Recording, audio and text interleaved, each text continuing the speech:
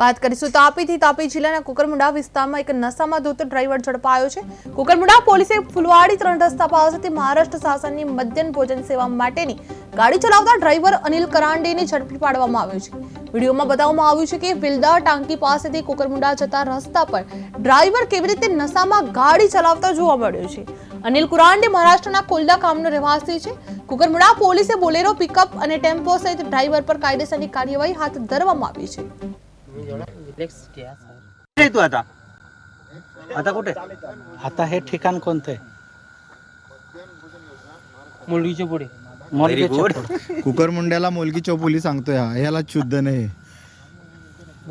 हा, मोलगीहून हा निघाला। तुम्ही व्हिडिओ बनवू शकता, तुम्ही एवढं नका म्हणा, तुमचे जे असेल ते म्हणा। तुम्ही जो बनवता ना sir, hello sir, hello sir, Maharashtra शासनची मध्याह्न भोजन गाडी गाडी बघ